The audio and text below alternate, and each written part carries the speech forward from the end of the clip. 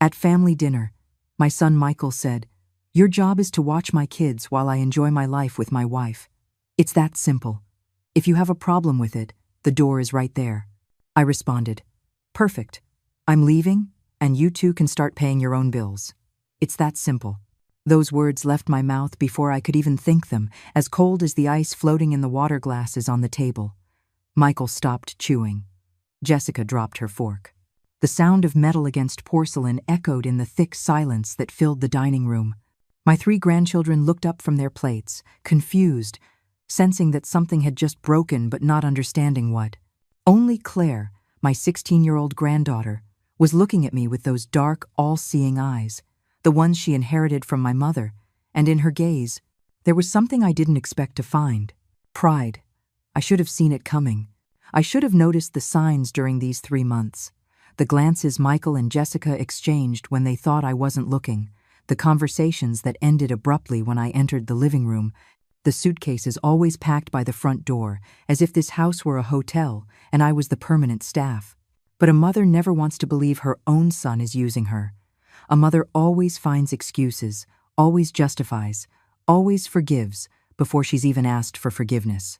I stood up slowly, with the dignity my own mother taught me when I was just a girl in the countryside. I didn't tremble. I didn't cry. I simply folded the cloth napkin I had on my lap, placed it next to my plate of untouched food, and walked to my room without looking back.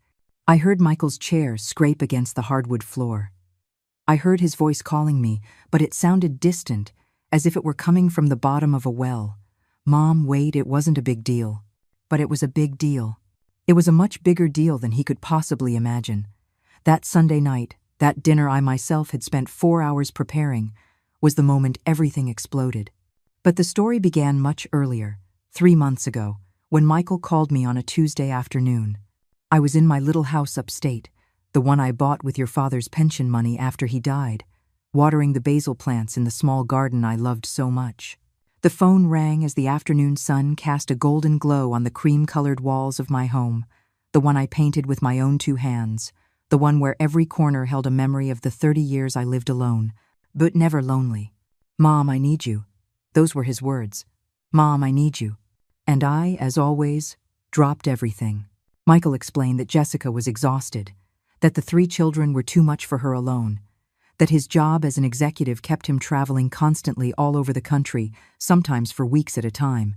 He told me they just needed temporary help, just a few months, until things settled down, until they found a suitable nanny, until Jessica recovered from her burnout. His voice sounded so tired, so desperate on the phone, that I didn't hesitate for a second. I sold my house in less than a month. That little house with its porch where I drank coffee every morning watching the sunrise, with its wooden rocking chair that creaked softly when I rocked, with its windows that looked out onto the open fields where birds sang at dawn. I sold it for $45,000, less than it was worth, because I needed the money quickly to help my son. Michael told me I could stay with them as long as I needed, that there was a room for me, that we would be a united family again, just like when he was little. I arrived on a Friday afternoon with my 2 suitcases and 3 boxes. That was all that was left of my life. The rest I sold, gave away, or left behind. Michael and Jessica received me with hugs and smiles. The children ran to me shouting, "Grandma, Grandma." Claire, the oldest, greeted me with a kiss on the cheek and a look that, even then, struck me as sad. Owen and Caleb, the 8-year-old twins, jumped around me like excited puppies. Everything seemed perfect. They showed me my room. A small room at the end of the hall, the one they used to store Christmas decorations and boxes of things they no longer used. There was a twin bed, a narrow closet, and a window that looked out onto the back alley. The walls were white and bare. There was no space for my rocking chair. There was no space for my framed photos. There was no space for almost anything that was me. But Michael put his hand on my shoulder and said, "It's temporary, Mom, just until we get organized." And I smiled and said it was perfect, that it was all I needed. The first week was lovely. I cooked for everyone, prepared the children's school lunches, washed the clothes, ironed Michael's shirts. Jessica thanked me with hugs and told me, "I don't know what we'd do without you, Eleanor." Michael would come home from work to find the house clean, dinner ready, The children bathed and their homework done. I felt useful. I felt needed. I felt part of something important again. The second week, Michael and Jessica announced they had to travel for work. 3 days to the state capital for an important conference. I would stay with the children. Of course, I said. That's what I'm here for. They left on a Wednesday morning with their elegant suitcases, Jessica in that salmon-colored dress that highlighted her slim figure, Michael in his gray suit that made him look successful and confident. They kissed me on the cheek and left me a list of instructions taped to the refrigerator.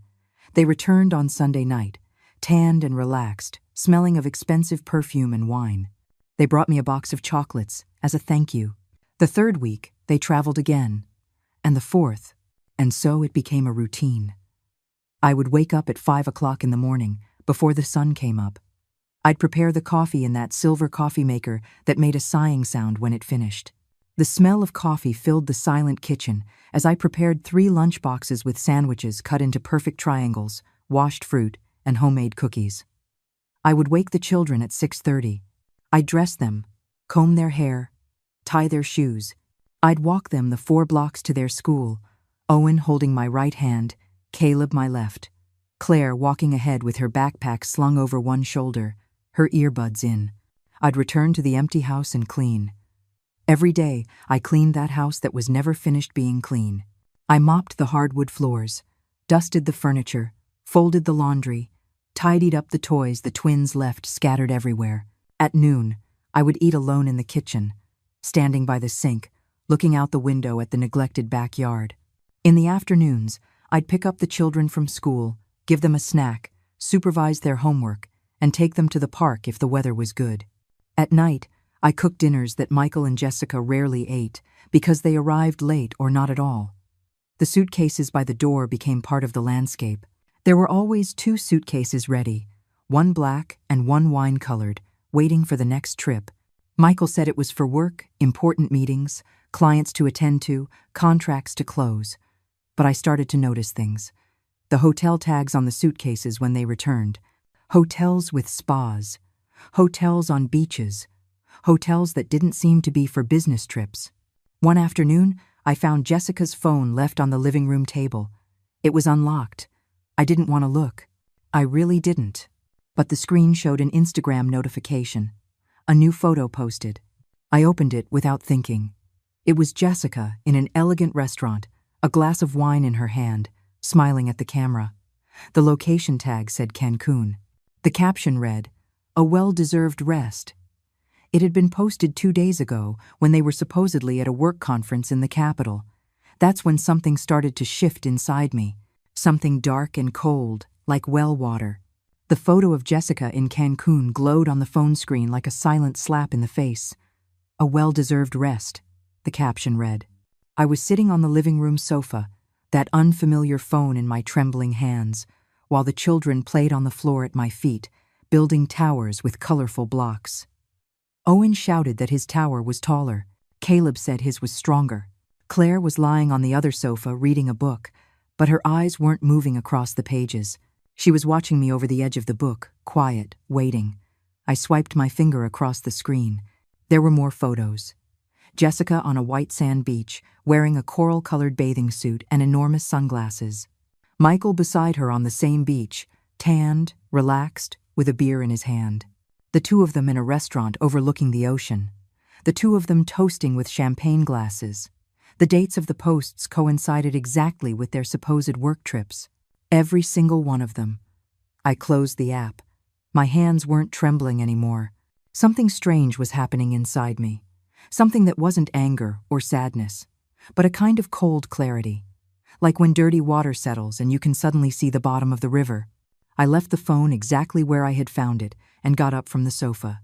Claire was still watching me. Our eyes met for a long second. She closed her book slowly and said in a low voice, "Grandma, I have to show you something." We went up to her room while the twins continued to play downstairs. Claire's room was the only space in that house that seemed to have a soul. Band posters on the walls, clothes draped over the back of a chair, books piled on her desk. She locked the door and took out her phone. She sat on the bed and motioned for me to sit next to her. "I'm sorry, Grandma. I should have told you this weeks ago, but I didn't know how. Her voice sounded guilty, broken. She opened WhatsApp and showed me something that made my blood run cold. It was a group chat called the Mom Plan. The only members were Michael and Jessica. Claire had gotten into her mother's phone one night and had taken screenshots of everything. Now she showed them to me, one by one, slowly, giving me time to read each message. The group had messages from 4 months ago, before I had even sold my house. Michael. I talked to my mom. She's in. Jessica. Perfect. With her watching the kids, we save the $1,200 a month for a nanny. Michael.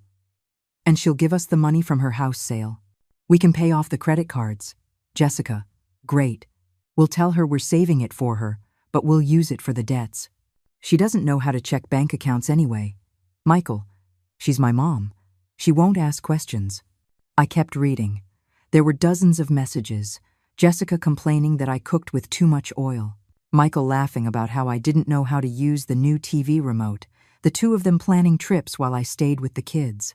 Jessica saying they should give me a smaller room because I didn't need that much space. Michael responding that the storage room was enough for someone my age. There was a recent message from 2 weeks ago. Jessica. Your mom is starting to ask questions about the money. Michael. I'll tell her it's invested. She doesn't understand that stuff. Jessica. We should have her sign a power of attorney. That way we have total control. Michael. Good idea. I'll tell her it's in case of an emergency. Claire took the phone from my sight. I had my hands clenched in my lap, my nails digging into my palms. There's more, she said, her voice trembling. They sold your furniture. The pieces you left in the garage. Mom posted them on Facebook Marketplace. They sold them for $800 and went out to a fancy restaurant. I know because I was there. They made me go. Dad made a toast and said, "Thanks, Mom, for your generosity." I stood up. I walked to the window in Claire's room. From there, I could see the quiet neighborhood street, the trees with their leaves moving gently in the wind, the identical houses with their perfectly manicured lawns. Everything looked so normal, so orderly. But I felt like my entire world had been turned inside out, like a dirty sock. For 3 months, I had believed I was helping my son. For 3 months, I had gotten up at 5 o'clock in the morning. I had ironed, cooked, cleaned, and cared. For 3 months, I had slept in that tiny room feeling useful, needed, important. And it had all been a lie from the beginning. Grandma, I'm so sorry. Claire's voice pulled me from my thoughts. She was standing next to me, tears rolling down her cheeks. I wanted to tell you sooner, but I was scared. I was scared you would leave and I'd be alone with them. Because you're the only one in this house who treats me like I matter. The only one who asks how my day was. The only one who sees me. I hugged her. I felt her thin body tremble against mine. She was just a child, barely 16, trapped in a family that used her as decoration. I realized then that I wasn't the only one being exploited in that house. Claire was invisible to her parents, too. Just another responsibility delegated to Grandma while they enjoyed their perfect Instagram life. I'm not leaving without you, I whispered in her ear. I promise you that. That afternoon, after picking up the twins from school and giving them their snack, I waited for them to start watching TV. I went up to my room and closed the door. I took out an old notebook from my suitcase, one I had kept for years to write down recipes and shopping lists. I tore out a clean page and began to write. I wrote down everything I remembered. The dates Michael asked me for the money, the times they traveled, the missing furniture, the promises they made, every detail, every conversation, every lie. Then I searched the bottom of my suitcase for a creased business card I had saved years ago. It was from a lawyer in the town where I used to live, an older man who helped me with the paperwork when your father died. His name was Arthur Vance. I didn't know if he was still working, if he still had the same number, but he was the only person I could think of who might help me. I went down to the kitchen and used the house landline to call. I dialed the number with trembling fingers. It rang 3 times. 4, 5. I was about to hang up when I heard his voice. Arthur Vance's office. My heart skipped a beat. "This is Eleanor Ramirez," I said, my voice firmer than I felt. "I don't know if you remember me. You helped my husband with his will years ago. There was a pause. Then his voice, warmer. Of course I remember you, Mrs. Ramirez. How are you? Tell me how I can help you. I told him everything. I spoke in a low voice so the children wouldn't hear me from the living room. I told him about the money, the sold furniture, the lies, the messages Claire had shown me. He listened in silence. When I finished, there was another long silence. Then he said, Mrs. Ramirez, what you are describing is financial elder abuse. It's a crime. You have rights. You have options. He explained that I could get my money back, that I could prove Michael used it without my consent, that the WhatsApp messages were evidence, that selling my furniture without permission was theft. But he warned me that it would be a difficult, painful, and public process, that my son could face serious legal consequences. He asked me if I was sure I wanted to move forward. I looked around that kitchen that I cleaned every day, the clean dishes in the drying rack, the mopped floor shining under the light, the grocery list on the refrigerator in my handwriting, all evidence of my invisible work. My life turned into unpaid service. I thought about my sold house, my lost garden, my stolen mornings. I thought about Claire crying on my shoulder. I'm sure, I said. Tell me what I need to do. Arthur gave me precise instructions. I needed proof of everything. The WhatsApp messages Claire had shown me were a start. But we needed more. I needed bank documents showing that Michael had used my money. I needed evidence of the furniture sale. I needed to record conversations, if possible. But above all, he told me something that seared into my brain like a hot iron. Mrs. Ramirez, you cannot let them know that you know. You have to act normal. You have to keep being the helpful grandmother while you gather the evidence. If they suspect anything, they will hide everything, and you will lose your chance. Act normal. Those 2 words became my mantra for the following weeks. Act normal while inside I felt like I was falling apart. Act normal while preparing breakfast for the very people who had betrayed me. Act normal while ironing the shirts of a son who saw me as a free employee. That same night, Michael and Jessica arrived late again. They came into the house laughing about something, with bags from an expensive store hanging from their arms. Jessica was wearing a new lavender-colored dress that probably cost more than what I spent on food for the entire week. They found me in the kitchen, cleaning the dishes from the dinner they hadn't arrived in time to eat. Hi, Mom, Michael said, kissing my forehead as if nothing was wrong. The kids already asleep? I nodded. They're in bed. Claire is in her room. Jessica walked past me without a glance, her heels clicking against the hardwood floor, leaving a trail of cloying perfume that turned my stomach. Michael opened the refrigerator and took out a beer. He leaned against the counter and looked at me with that expression I used to mistake for affection, but which I now recognized as condescension. Mom, I need to talk to you about something important. My heart sped up, but I kept my hands steady, washing a plate. Tell me, son. He took a long drink of his beer. It's about your finances. I've been thinking you should sign a power of attorney. It's a legal document that lets me manage your money in case you have a medical emergency or something. It's for your own security. There it was. Exactly what the WhatsApp messages had predicted.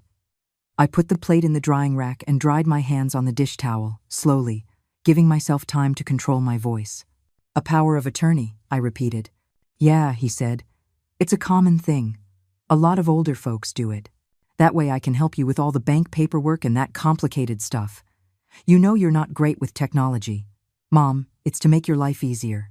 I looked him in the eye. Those brown eyes that were identical to mine, that had once looked up at me with need when he was a baby crying in the early morning, when he was a child scared of thunderstorms, when he was a teenager with a broken heart from his first love. Now those same eyes looked at me with a barely concealed mix of impatience and manipulation. Let me think about it, I said in a soft voice. It's an important thing. I want to be sure I understand it completely. His expression changed for a fraction of a second. A flash of irritation crossed his face before he smiled again. Sure, Mom, take your time. But it's no big deal. Seriously, it's just a piece of paper. He finished his beer, left the empty bottle on the counter for me to throw away, and left the kitchen. I heard him go up the stairs. I heard his bedroom door close. I heard the sound of the TV turning on. I was left alone in the kitchen with my still damp hands. Michael's empty bottle gleamed under the fluorescent light. I picked it up and threw it in the recycling bin. And as I did, I realized something. I didn't feel pain anymore. I didn't feel that pinch in my chest that comes when someone you love disappoints you. What I felt was something different, something more dangerous. I felt determination. The next morning, after taking the children to school, I went back home and went up to the master bedroom. It was the first time I had entered it since I came to live with them. Michael and Jessica were out again. This time, for what they called a midday meeting with investors. I knew they were probably at a spa or an elegant restaurant, but I didn't care anymore. I had work to do. I opened Michael's closet. It was full of expensive suits, perfectly ironed shirts, shoes lined up like soldiers. On the top shelf, there were shoeboxes. I took them down one by one. Most of them contained exactly that, shoes. But the fifth box, that one held something different. Papers, bank statements. I took them out with trembling hands and brought them to the bed to review them in the light coming through the window. There it was. My savings account, in my name, but with Michael as a co-owner. The initial balance, $45,000. The withdrawals began 2 weeks after I arrived at this house. $3,000, $5,000, $2,500. Each withdrawal with a vague description: medical expenses, home repairs, family investment. But I had never had any medical expenses. The house hadn't had any repairs. There was no investment. The current balance on the account was $16,200. Michael had spent almost $30,000 of my money in 3 months. I took out my cell phone, the one Claire had been teaching me to use better in recent weeks.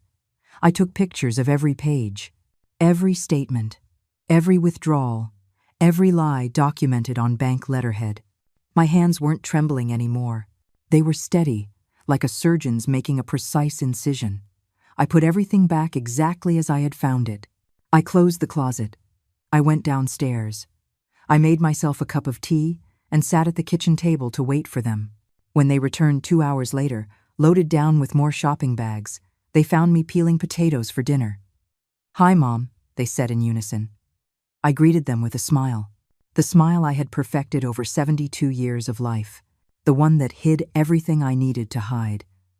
That night, after everyone had gone to sleep, I went downstairs quietly to the living room. I sat on the sofa in the darkness and opened my phone. I sent Arthur all the photos I had taken. He replied in minutes, despite the hour. "This is more than enough. We are ready to proceed when you say. But remember, once we start, there is no turning back. Your son will face charges. There will be serious legal consequences." I looked around the dark living room, the twins' toys tidied in their basket, the family photos on the wall, all with perfect smiles and perfect lies. The suitcases by the door, always ready for the next escape. I thought about my lost house, my stolen money, my trampled dignity.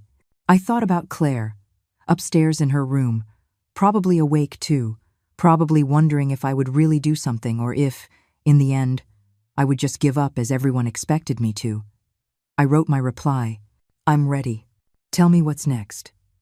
Arthur's response came quickly. "First, you need to find a place to go. You cannot stay in that house once they know what you are doing. Do you have family, friends, someone who can take you in temporarily?" That was the hard part. All my immediate family was gone. Your father, 10 years ago. My sister, 5, my parents, long before that. My friends were all back in the town where I used to live, 300 miles away. I couldn't just show up on their doorsteps without an explanation. But then I remembered someone. A distant cousin, Carol, who lived in this same city. We hadn't seen each in years, not since my sister's funeral, but she had always been kind to me. She always said, "Call me if you need anything."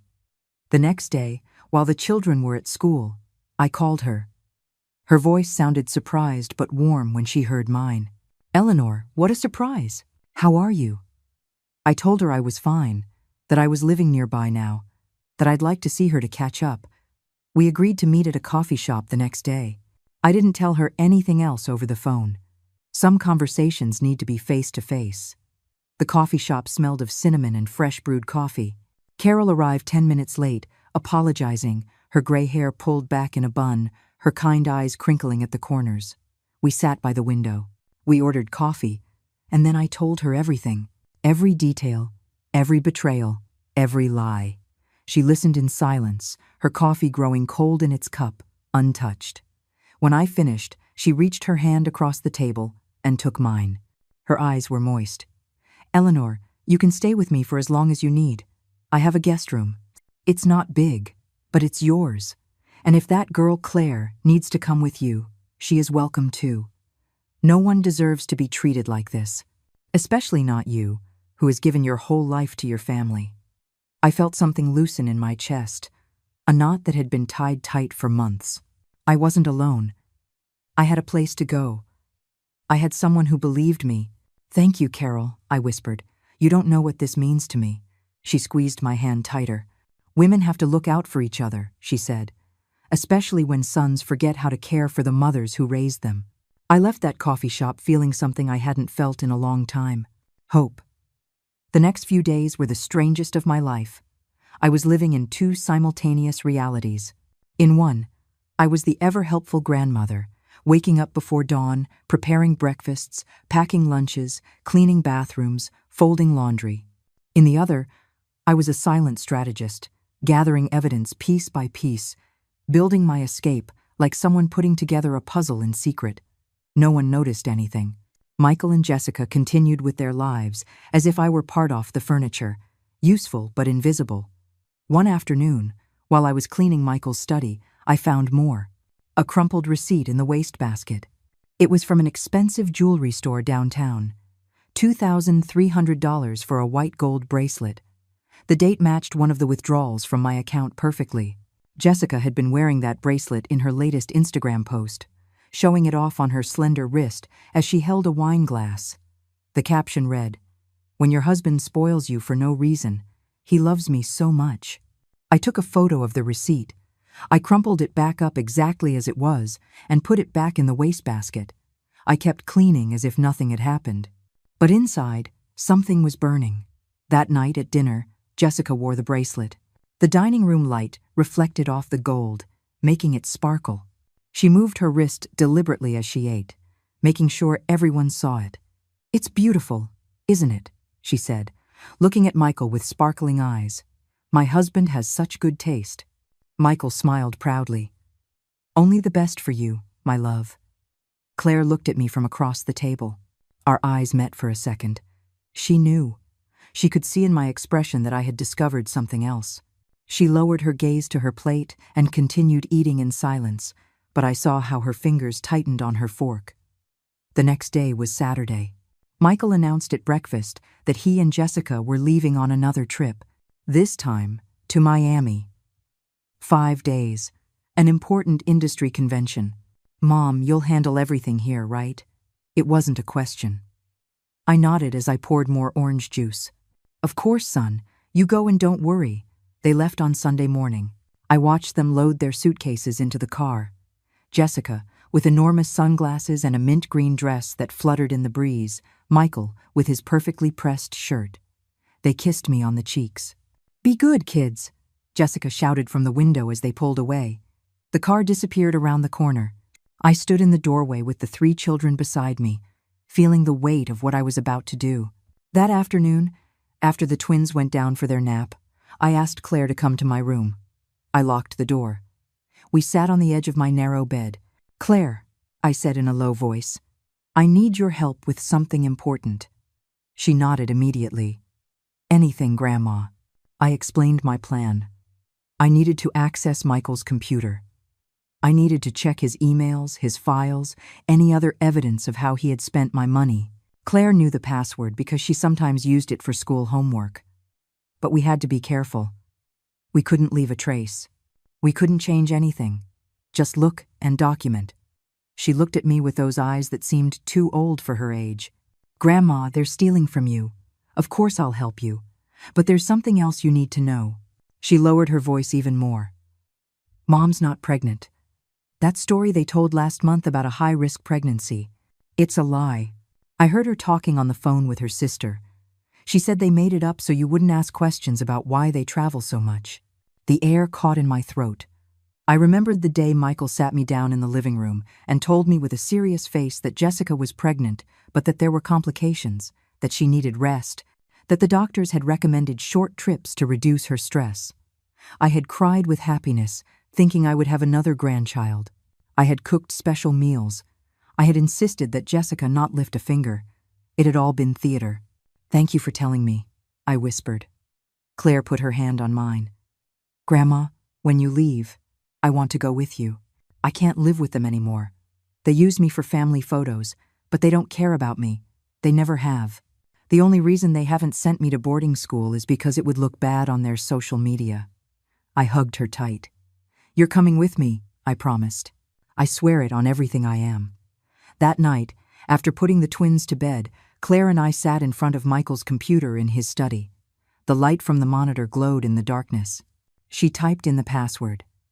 The screen lit up, showing a desktop full of meticulously organized folders. We started looking. We found emails. Dozens of emails between Michael and a real estate agent. They were planning to sell this house. The conversation had started 2 months ago. The agent said they could easily get $500,000 for the property. Michael replied, asking about smaller houses in other neighborhoods, houses with only 3 bedrooms. No room for me. The plan was to sell me on the idea of a nursing home, to make me believe it was for my own good, and to keep my share of the money from the sale. There was a folder named Mom's Finances. We opened it. It contained detailed spreadsheets of every penny they had spent of my money. Trip to Cancun, $4,000. Restaurants, $2,100. Clothes and accessories, $6,800. New living room furniture, $3,500. Credit card payments, $11,200. Every expense was meticulously documented, as if it were something to be proud of.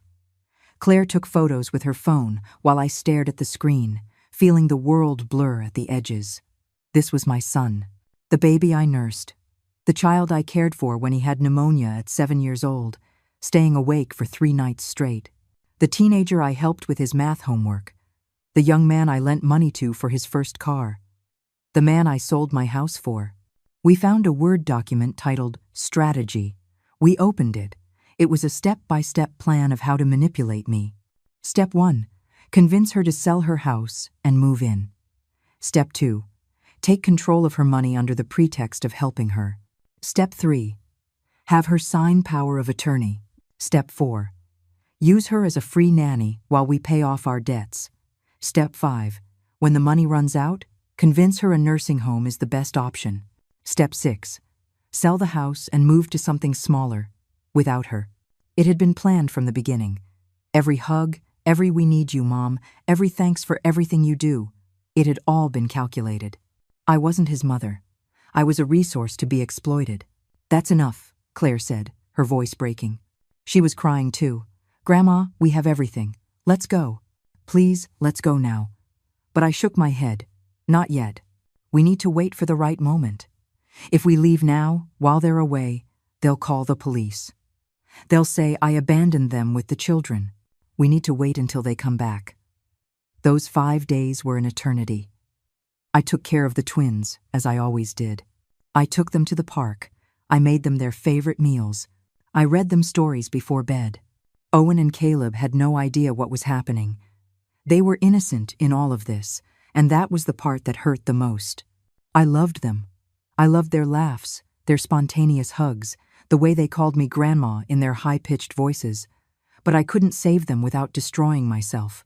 At night, when the house was asleep, I packed in silence. One suitcase with my clothes, another with my important documents. The photos of your father, my rosary, my mother's recipe book. The few things that truly mattered. I hid them in the back of my closet, ready to go at a moment's notice. Arthur called me every afternoon to review the plan. He had prepared all the legal documents. A temporary restraining order against Michael, so he couldn't touch what was left of my money. A civil lawsuit for misappropriation of funds. a criminal complaint for financial elder abuse. Everything was ready. We were just waiting for my signal. On Thursday night, Michael called me. His voice sounded relaxed, happy. "Hi, Mom. How are the kids?" I told him they were fine, that everything was quiet. "Perfect," he said. "We'll be back on Saturday afternoon. Oh, and Mom, when we get back, I need you to sign that power of attorney. I've already spoken to the notary. It's important we do it soon."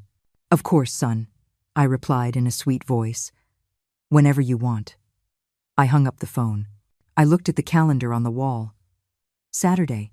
In 2 days, my life would change forever. On Friday morning, I woke up with a strange clarity. It was as if all the fear, all the doubt, had evaporated during the night. I got up at 5, as always, but this time not out of obligation, but by choice. I made coffee in the silent kitchen and sat by the window, watching the sky change from black to gray to pink. It was my second to last morning in this house. By this time tomorrow, it would all be over. I called Carol early. "Tomorrow," I said simply. "We're leaving tomorrow." She didn't ask questions. She just said, "I'll be ready. I'll send you the address. Come whenever you can." Then I called Arthur. "Tomorrow afternoon," I informed him. "They get back at 4. I need the documents to be ready by 5. He replied in a firm voice. "They'll be ready. You just get yourself and the girl out of that house. I'll handle the rest." I spent that day in a strange state, as if I were watching my life from the outside. I took the twins to the park and watched them on the swings, their laughter filling the warm afternoon air. Caleb asked me to push him higher. Owen wanted me to watch him do tricks on the monkey bars. I watched them, engraving every moment in my memory, knowing it would likely be the last time I would care for them like this. It wasn't their fault. They were innocent. But I couldn't save them without sacrificing myself, and I had finally learned that saving myself wasn't selfish. It was survival. That night, I made a special dinner. Roast chicken with potatoes and carrots, the twins' favorite. I even made flan for dessert, the one Claire loved. The 4 of us ate at the kitchen table. The twins chattered non-stop about their day at school. Claire ate in silence, but every so often she would look at me, and I saw the unasked question in her eyes. Is it really going to happen? I would nod slightly. Yes. Tomorrow, everything changes. After putting the children to bed, I went up to my room and checked everything one last time. The suitcases were packed, hidden in the back of the closet. The important documents were in my purse. The photos Claire took were on her phone. All the evidence was backed up to the cloud. Arthur had copies of everything. There was no turning back now. The plan was in motion like a stone rolling downhill, unstoppable. I lay down but didn't sleep. I spent the night staring at the ceiling, listening to the sounds of the house, the refrigerator humming, the water heater clicking, the small creaks of the wood settling. This house had never been mine. It had never belonged to me. I had only been a temporary piece, useful while I lasted, disposable when I wore out. Saturday dawned bright and clear. I got up, showered, and dressed with care. Comfortable pants, a simple ivory-colored blouse, shoes I could walk in for hours if needed. I pulled my hair back into a low bun. I looked at myself in the small mirror in my room. The woman looking back at me was not the same one who had arrived here 3 months ago. That woman had been naive, hopeful, desperate to feel needed. This woman was different. This woman had learned that sometimes love isn't enough, that sometimes people disappoint you in ways you never imagined, that sometimes the only way to survive is to walk away from those who say they love you but are destroying you. I made breakfast. I woke the twins. I fed them. I bathed them. I put them in clean clothes. I did everything exactly as I had done every morning for 3 months. But inside, I was counting the hours. 4 o'clock in the afternoon. That was the time. Michael had said they would arrive at 4. At 2 o'clock in the afternoon, I started to move my things. I brought the suitcases downstairs while the twins were watching TV in the living room. I put them by the back door, hidden behind the curtains. Claire came down with her own backpack, small and discreet. Just the essentials, I had told her. We can get the rest later. She had packed clothes, her ID, her laptop, a few photos, nothing else. At 3:30, my phone rang. It was Carol. I'm ready. Are you still on? I replied, yes. We'll be out in half an hour. Then I texted Arthur. Proceed. I will be out in 1 hour. The minutes dragged on. I sat in the living room with the twins, watching their cartoon show. Caleb cuddled up against my side.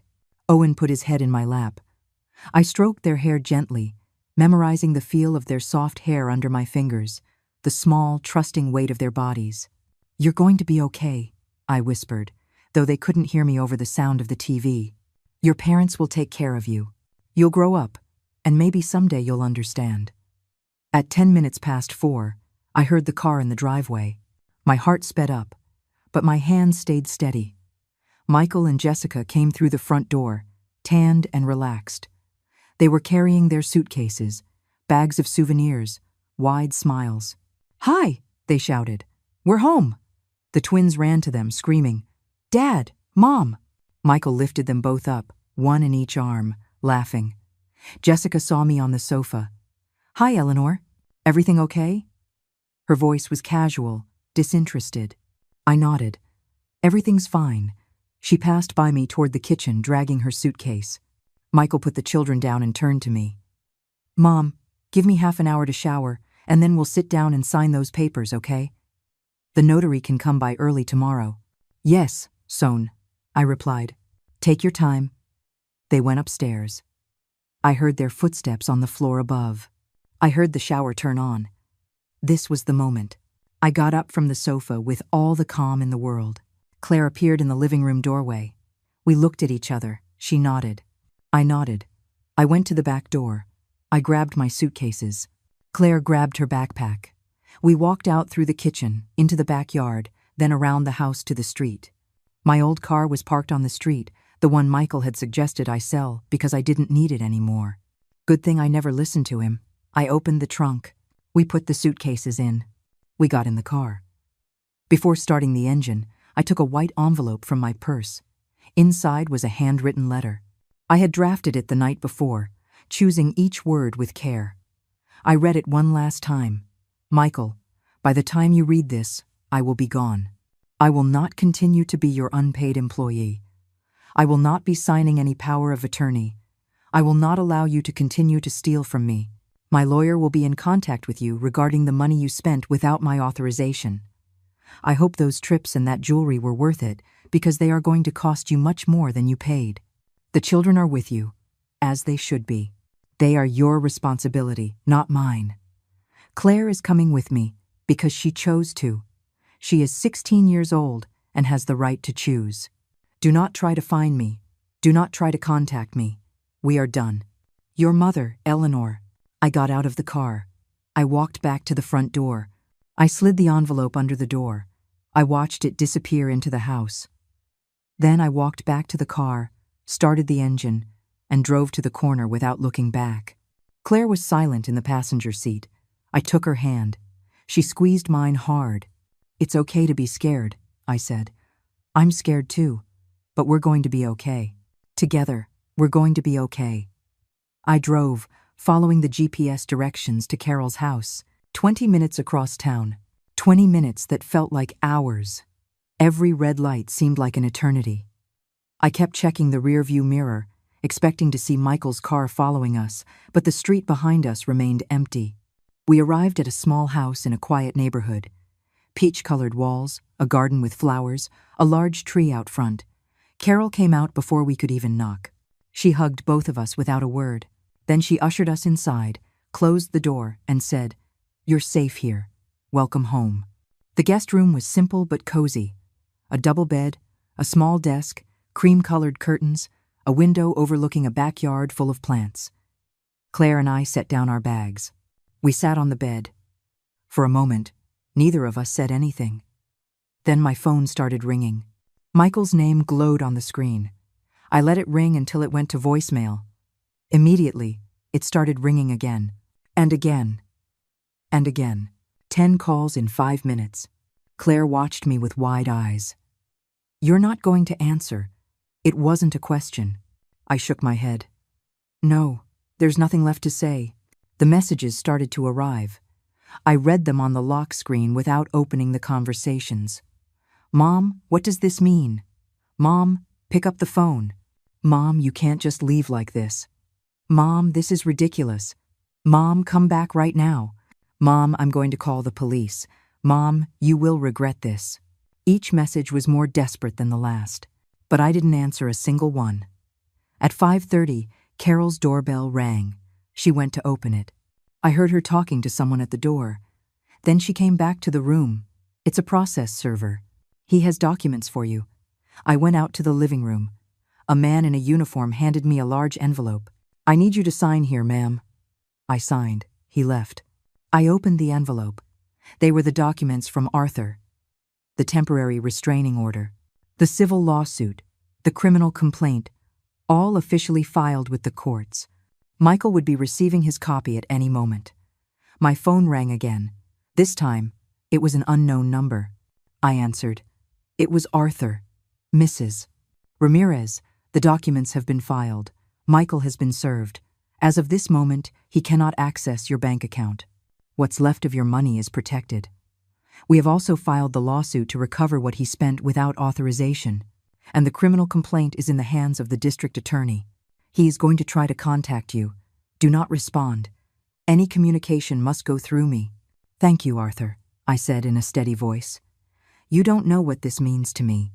He replied, Ma'am, I have seen many cases like yours. Children who exploit their elderly parents. But I rarely see someone with the courage to do what you are doing. It's going to be difficult. He is going to fight. But the law is on your side. The evidence is irrefutable. That night, Carol made us dinner. Vegetable soup, homemade bread, chamomile tea. We ate in her small, cozy kitchen with floral placemats and cloth napkins. It was all so simple, so peaceful. There was no tension in the air, no walking on eggshells, no suitcases waiting by the door. For the first time in 3 months, I took a deep breath and felt my lungs fill completely. After dinner, Claire and I sat in the guest room. She took out her phone and showed it to me. Grandma, Dad is sending me messages. Dozens of messages. I read a few. Claire, this is your grandmother's fault. She's abandoning us. Claire, tell her to come back or she'll destroy this family. Claire, she's manipulating you. Claire, if you don't come back, you're going to regret it. Every message was a mix of manipulation and barely disguised threats. What do you want to do? I asked her. Do you want to go back? She looked at me as if I had asked her if she wanted to cut off an arm. No, Grandma, never. I'd rather sleep on the floor than go back to that house. They never saw me. They only saw you when they needed something. And they only saw me when they needed the perfect family photo for Instagram. We're not people to them. We're accessories. That night, lying in the same bed in the darkness, Claire told me things she had never shared. She told me how her parents made fun of her when she wasn't thin enough for their standards. How Jessica would buy her clothes 2 sizes too small as motivation to lose weight. How Michael told her she needed to try harder in school, be more popular, get better grades, represent the family better. How they both checked her social media and demanded she delete posts that didn't project the right image. How she felt invisible until I arrived, until someone finally asked her how her day was and actually listened to the answer. She cried in my arms that night, and I cried too. For her, for me, for the years we had both lost, trying to please people who would never be satisfied. Sunday dawned with rain, soft drops tapping against the window, the sky gray and heavy. My phone continued to receive calls and messages. Michael, Jessica, unknown numbers that were probably them calling from other phones. I didn't answer any, but I did read them. I needed to know what they were planning. Jessica wrote to me, Eleanor, I don't know what's wrong with you, but this is incredibly selfish. You left us with 3 children and no help. How are we supposed to work now? And on top of that, you took Claire.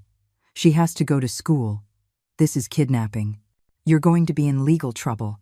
I took a screenshot of that message and sent it to Arthur. He replied, Perfect. This proves they saw you as an unpaid employee. And Claire is 16 and has rights. It's not kidnapping. Save everything they send you.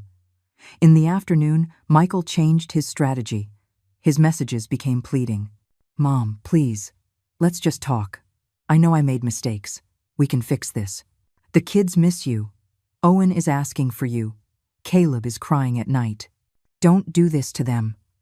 They love you. I love you. You're my mother. You can't just abandon me like this. I read those messages and felt something twist in my stomach. Because part of me, the part that had been a mother for 42 years, wanted to believe him.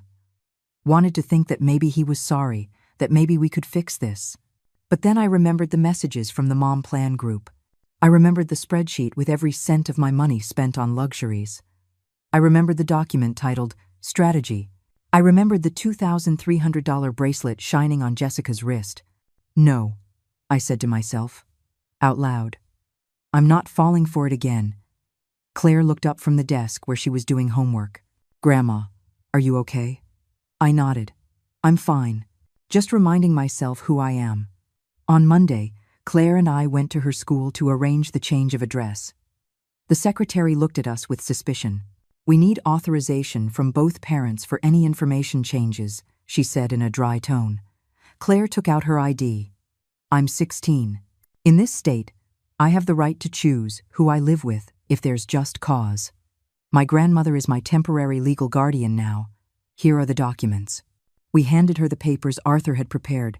The secretary reviewed them, frowned, made a phone call, spoke to someone in a low voice. Finally, she sighed. All right, the change is made.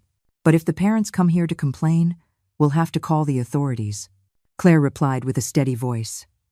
Call them. I have nothing to hide. We walked out of the school holding hands. I felt something swell in my chest. Pride. This 16-year-old girl had more of a backbone than many adults I knew. That afternoon, while Carol was at work and Claire was at school, I sat in the small backyard of the house. There was a wooden bench under a tree. I sat there with a cup of tea, listening to the birds, watching the clouds move slowly across the sky. My phone was inside. I hadn't brought it. For the first time, I was completely alone with my thoughts, without interruptions. I thought about my life. 72 years. I had been a wife for 35 years, until your father died. I had been a mother since I was 30. I had worked cleaning houses to pay the bills when Michael was little and your father didn't earn enough. I had cooked thousands of meals, washed thousands of loads of laundry, cleaned countless floors, sacrificed my own dreams time and time again for my family. And in the end, my own son had seen me as a disposable tool, but I was still here, breathing, alive, free. And that had to mean something. A mint plant was growing in a pot next to the bench. I touched it gently. The leaves released their fresh, strong scent. Mint, like the kind that grew in my lost garden. Carol must have planted it. Or maybe it had always been there, waiting for me. I picked a small leaf and rubbed it between my fingers. The smell filled me, anchored me to the present moment. I was going to be okay. I didn't know how, exactly. I didn't know how long it would take, but I was going to be okay. When Claire got home from school, she found me in the garden. She sat next to me on the bench. Grandma, Dad came to the school today. He saw me on my way out. He tried to talk to me. My heart sped up. What did he say? She shrugged. That I'm making a mistake. That you brainwashed me. That I'll regret it. The usual stuff. I told him to leave me alone, or I'd call security. He left.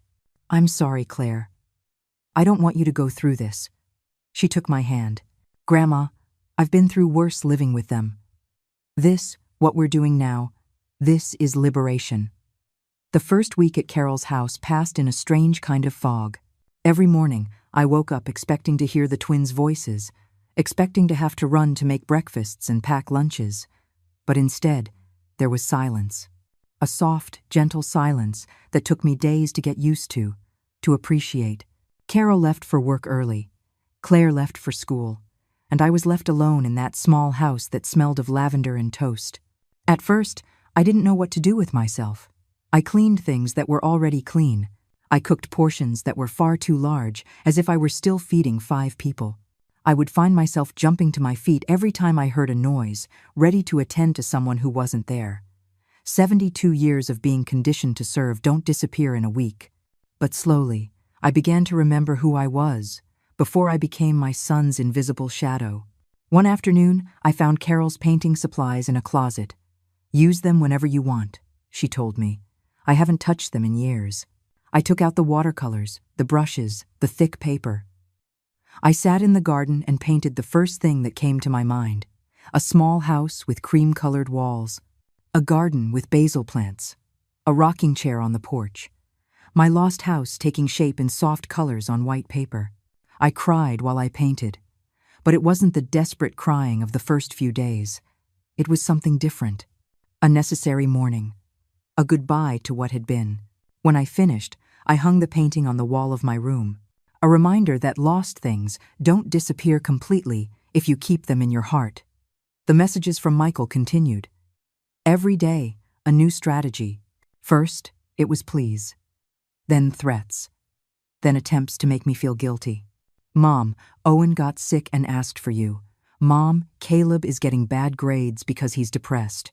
Mom, Jessica had to quit her job because of you. Mom, we're going to lose the house if you don't help me." Every message was designed to make me give in, go back, and submit again. But Arthur had warned me about this. "It's called the cycle of abuse," he explained over the phone.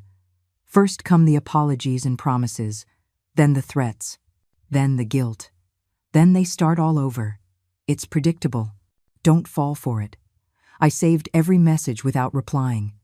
They were evidence, proof of the pattern of manipulation that had lasted my entire life without me recognizing it. One afternoon, 2 weeks after I left, Jessica showed up at the door of Carol's house. I don't know how she got the address. Maybe she followed Claire. Maybe she hired someone to track us. Carol called me at work. "Eleanor, that woman is on my doorstep. She says she's not leaving until she talks to you." "What do I do?" "Don't open the door," I said. "I'm on my way." I drove back, my heart pounding. When I arrived, Jessica was sitting on the front steps. She looked different without the perfect makeup and designer clothes. She was wearing gray sweatpants and a sweatshirt, her hair pulled back in a messy ponytail. She stood up when she saw me. "Eleanor, we need to talk." "We have nothing to talk about," I responded, keeping my distance. "My lawyer told you. All communication must go through him." She took a step toward me. "Please, just hear me out. 5 minutes. Michael doesn't know I'm here. I came alone." I looked at her eyes. There was something different in them. Something that looked like genuine fear. Against my better judgment, I said, 5 minutes. Out here. You're not coming in the house." We sat on the front steps, separated by a few feet. Jessica was rubbing her hands nervously. "Eleanor, I know we made mistakes. I know we used you. But you don't understand the whole situation. Michael has debts. A lot of debts. More than $200,000 in credit cards and loans. We were desperate. When you said you were selling your house, it seemed like a godsend. We didn't mean any harm. We were just trying to survive. So my survival mattered less than yours," I said in a flat voice. "My money, my work, my life, all of that was disposable so that you two could keep living beyond your means." "It's not like that," she protested. "We were going to pay you back. Eventually, when Michael's situation got better, when he got the promotion he was promised, you were going to get your money back, with interest. Eventually." "Eventually," I repeated. "When exactly? After you had spent every last cent? After you had me sign the power of attorney? After you put me in a cheap nursing home?" "I saw the messages, Jessica. I saw the whole plan. Don't treat me like I'm stupid." She fell silent. A tear rolled down her cheek. "Eleanor, they're going to put Michael in jail. The prosecutor's lawyer says he could face up to 5 years for fraud and financial elder abuse. 5 years. Our children are going to grow up without a father." She looked at me with pleading eyes. "Please, drop the charges. We'll give you back what's left of the money. We'll sign anything.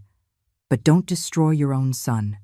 I felt something tighten in my chest, because that part of me that was a mother still existed, that part that remembered Michael as a little boy, innocent, full of dreams. But then I remembered something else. I remembered his messages in the Mom Plan group. I remembered how he laughed when they planned to give me the smallest room. I remembered the spreadsheet where my $30,000 turned into vacations and jewelry. I remembered his voice at the family dinner, saying, "Your job is to watch my kids while I enjoy my life." "I'm not destroying my son," I said slowly. "He destroyed himself with his decisions. I am just protecting myself. Something I should have done a long time ago." Jessica stood up abruptly. "You're selfish. A bitter old woman who can't stand to see her own son happy. Michael gave you a roof over your head. He gave you a family, and this is how you repay him.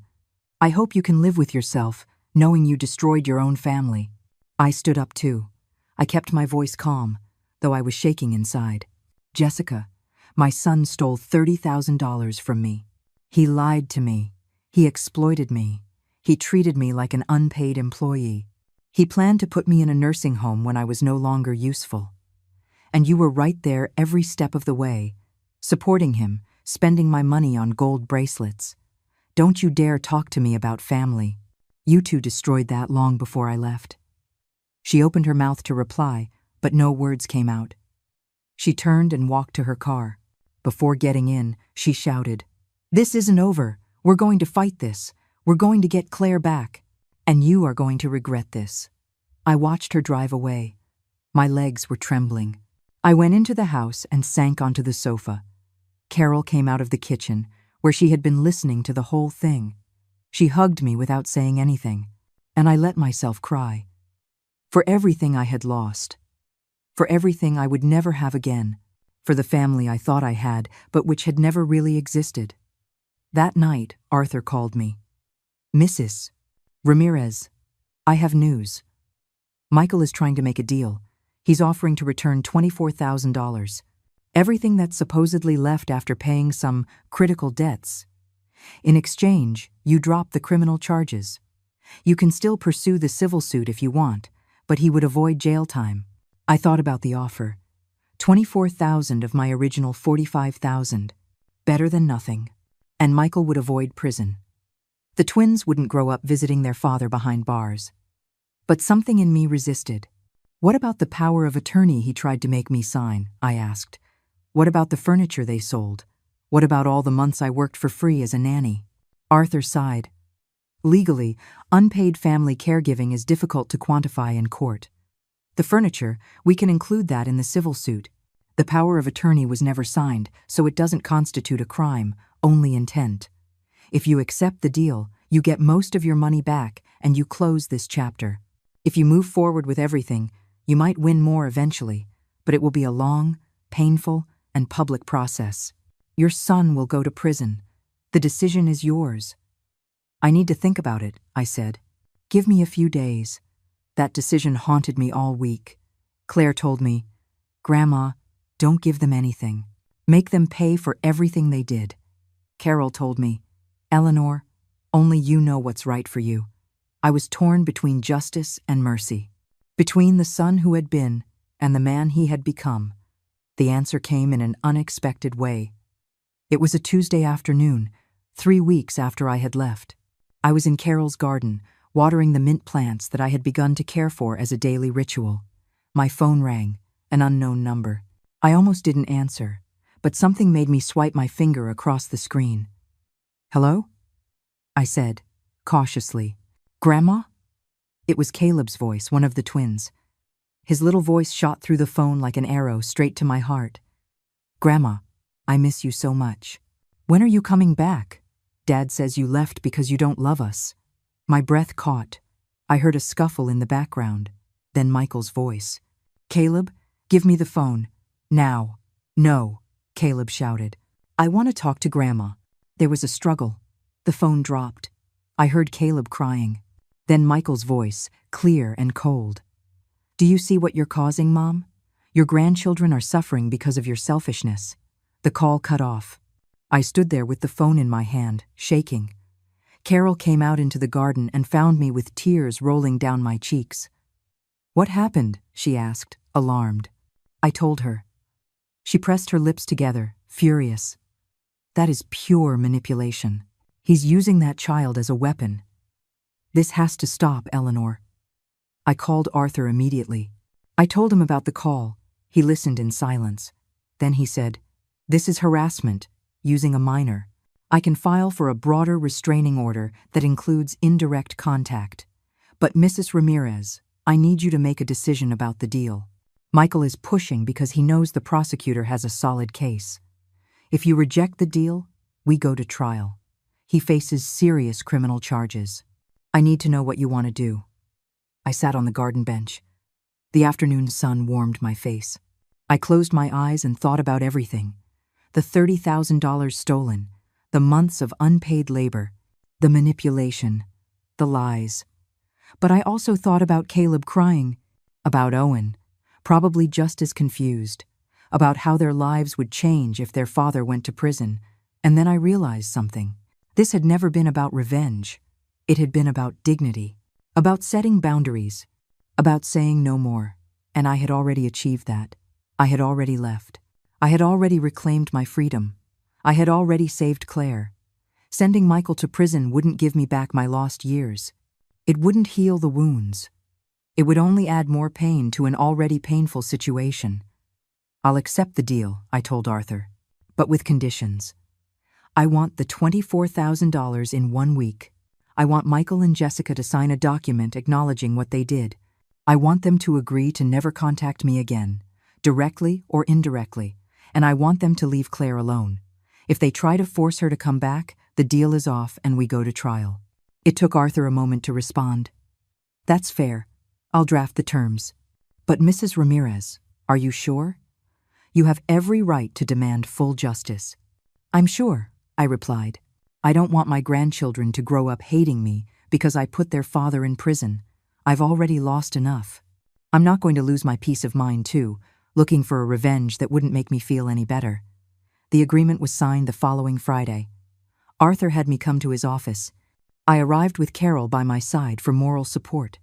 Michael and Jessica were already there with their own lawyer, a man in a dark suit with a grim face. Michael wouldn't look me in the eye. Jessica stared at the floor. Arthur read the terms aloud. Michael and Jessica Ramirez acknowledge having improperly used $24,000 belonging to Mrs. Eleanor Ramirez. They agree to return said amount in full within 7 days. They acknowledge having sold personal property of Mrs. Ramirez without authorization for a value of $800, which will also be reimbursed. They agree not to contact Mrs. Ramirez or her granddaughter, Claire Sanchez, by any means, direct or indirect, unless through legal representation.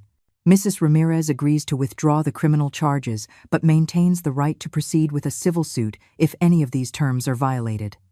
We all signed. The pens scratched against the paper in the tense silence of the office. When we finished, Arthur gathered the documents. Michael's lawyer passed him a check. Arthur reviewed it. He nodded.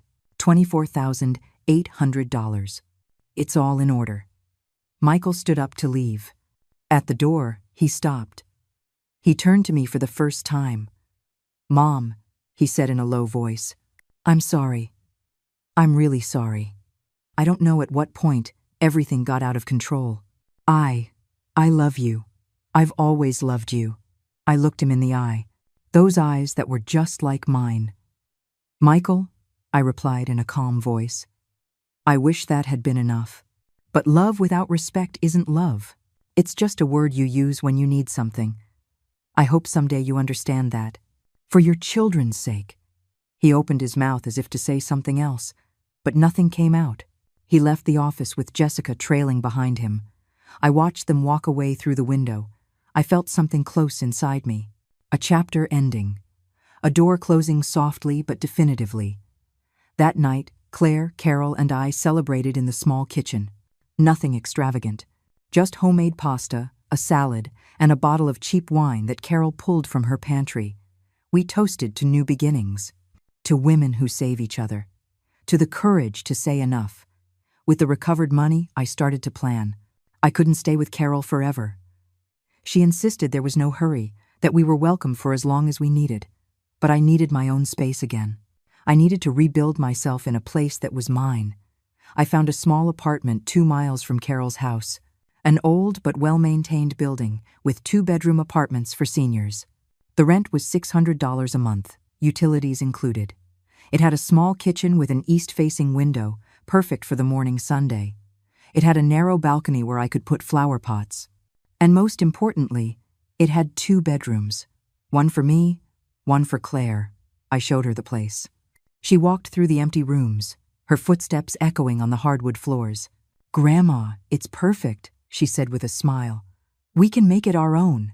We signed the lease the following week. We moved in with the little we had. Carol helped us, bringing boxes of things she no longer used. Dishes, pots, sheets, towels. "We'll share what I have," she insisted. "What's family for, if not for this?" The first day in our apartment was strange, quiet, empty, but also full of possibility. Claire and I assembled the second-hand furniture we bought. A small table for the kitchen, a slightly worn but comfortable olive green sofa, 2 beds, a bookshelf for Claire's books. Little by little, the empty space filled up with life. I planted mint on the balcony, 3 small pots of the plant that had become my symbol of resilience. Mint that grows anywhere, that survives even when it's cut back, that always comes back stronger. Like me. One afternoon, sitting on the balcony watching the sunset, Claire asked me, "Grandma, do you think you'll ever forgive Dad?" I thought about the question. The sky was turning orange and pink, the clouds moving slowly. "I think forgiveness is complicated," I replied. "It doesn't mean forgetting. It doesn't mean letting it happen again. It means letting go of the poison so it doesn't make you sick inside. Someday, maybe I can forgive him, but I will never forget, and I will never let him hurt me again." She nodded. She put her head on my shoulder. "I admire you so much, Grandma. You're the strongest person I know." I laughed softly. "I don't feel strong, Claire. Most days I just feel like I'm surviving. But surviving is its own victory, I think." The weeks passed. The apartment felt more like home. I got a part-time job at a neighborhood flower shop. Nothing fancy, just helping arrange bouquets and attending to customers 3 days a week. They paid me $11 an hour. It wasn't much, but it was mine. Money I earned with my own effort that no one could take from me. Claire thrived in her new life. Her grades improved. She made new friends. She started to smile more. One night, she came home excited. "Grandma, I got into the art club at school. We're going to have an exhibition next month. Do you want to come?" "Of course," I answered, hugging her. I wouldn't miss it for the world. The messages from Michael eventually stopped. The last I heard from him was a short text message 3 months after the agreement. "Mom, just wanted you to know the kids are okay. Owen got good grades. Caleb made the soccer team. Thought you'd like to know." I didn't reply, but I saved the message. 6 months after I had left, my life had found a rhythm I never thought possible. I woke up when my body was ready, not when an alarm demanded I serve others. I drank my coffee on the balcony, watching the sun rise over the neighborhood buildings. The mint plants had grown lush, their green, vibrant leaves moving gently in the morning breeze. Sometimes I would pick a leaf and rub it between my fingers, letting the scent remind me of where I had come from and how far I had gone. The flower shop became more than a job. The owner, a woman named Megan, in her 50s, taught me the secret language of flowers. "Roses don't just mean love," she would tell me as we assembled a bouquet. "Chrysanthemums speak of truth. Daisies of innocence. Lilies of renewal." I listened and learned, and for the first time in decades, I felt like I was growing as a person instead of just existing for others. Claire blossomed in ways that filled my heart. Her art exhibition was a success. She presented a series of paintings about invisible women, women who worked in the background while others shone in the spotlight. One of the paintings was of me, though I didn't recognize it at first. An older woman standing in a kitchen, her figure almost transparent, while life went on around her, unseen. When I asked her why she had painted me like that, she said, "Because for a long time, you were invisible to everyone except me. But you're not anymore, Grandma. Now, everyone sees you." One Saturday afternoon, 3 months after we moved, I received an unexpected call. It was a number I didn't recognize, but something inside me knew I should answer. "Hello?" I said cautiously. "Grandma Eleanor?" It was Owen's voice, the other twin. More mature than the last time I heard it, but unmistakable. "Grandma, it's me, Owen. Please don't hang up. My heart sped up. Hello, Owen, I replied softly. How are you? There was a silence. Then, I miss you. Caleb misses you too. Dad and Mom don't let us talk about you. They say you abandoned us.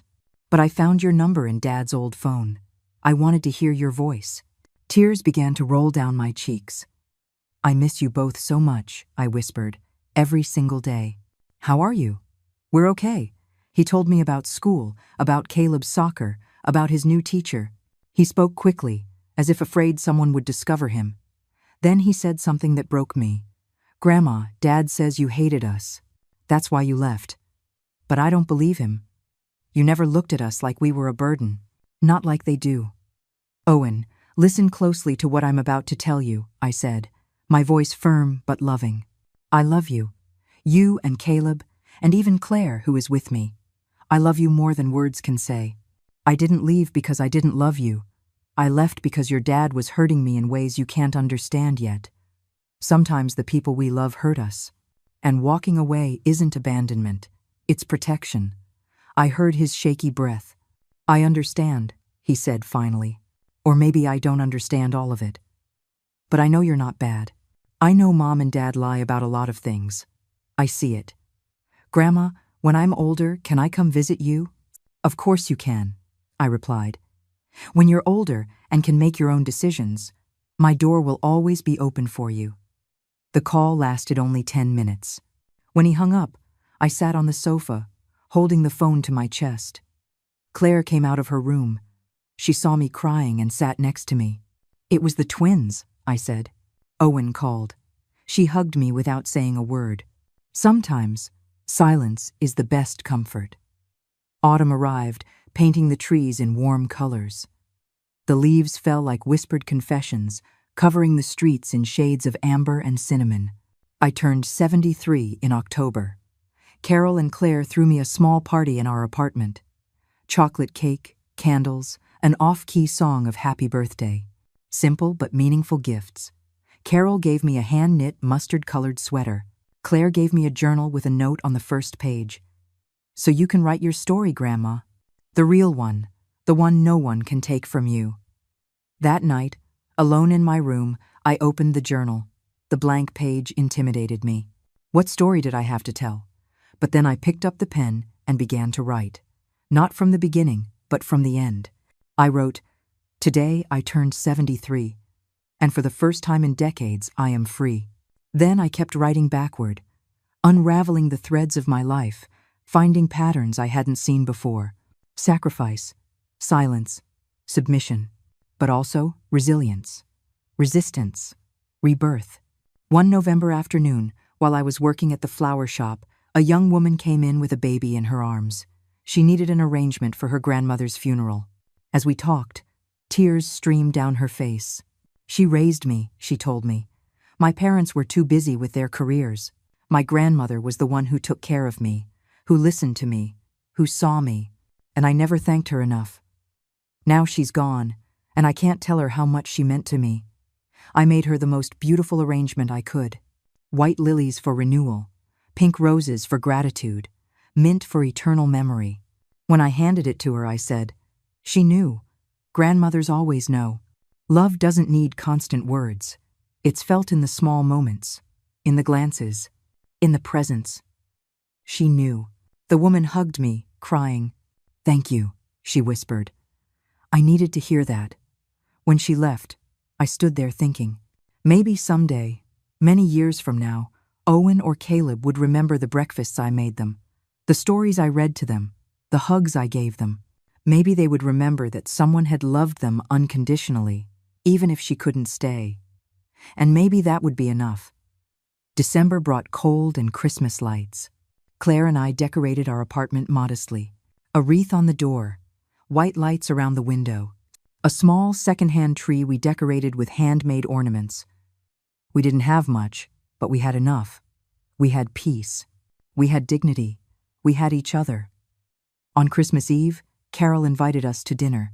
We cooked together, the three women in her small kitchen, laughing as we peeled potatoes and seasoned the turkey. The house smelled of cinnamon and rosemary. The table was set with her good china. And when we sat down to eat, Carol raised her glass of cheap wine and made a toast. To the women who rise up. To the ones who leave when they need to leave. To the ones who build families with those who value them, not just those who share their blood. We clinked our glasses. The sound echoed like small bells. And in that moment, surrounded by these two women who had saved me as much as I had saved them, I realized something. I had lost so much. My house, my money, my relationship with my son, my grandchildren. But I had gained something far more valuable. I had gained myself back. That night, back in our apartment, I sat on the balcony despite the cold. The mint plants were dormant for the winter, but their roots were still alive under the soil, waiting for spring to grow again. Like me, I had been through the darkest winter of my life. But spring would come. It always does. Claire came out onto the balcony with a blanket. She wrapped it around my shoulders and sat next to me. "Grandma, what are you thinking about?" I smiled. "I'm thinking that I didn't need to shout to be heard. I just needed to leave to be understood. I'm thinking that I spent 72 years learning to be small, invisible, and helpful. And now, I'm learning to be me, whole, visible, valuable." She took my hand. "You did it, Grandma. You got out. You survived.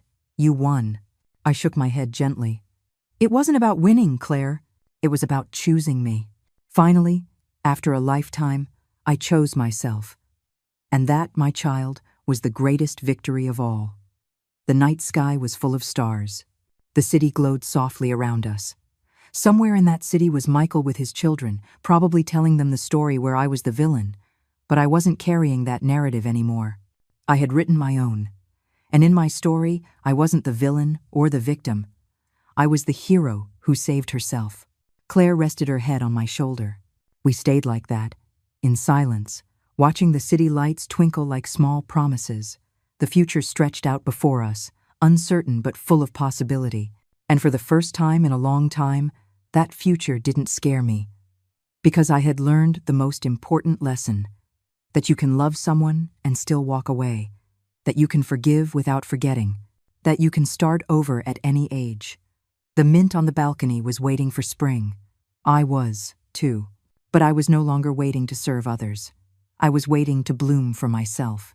And when that spring came, when the plants grew back and the world filled with green again, I would be here, free, whole, and finally at home in my own life. I never went back to that house where I was invisible. I never again answered when they called to ask for something. I closed that door, gently but firmly. And on the other side, I built something new, something of my own, something that no one could ever take away from me again. They never again touched my name without my permission, and I never again made myself small to fit into the spaces others designed for me. This was my life now, and it was enough. It was more than enough. It was everything.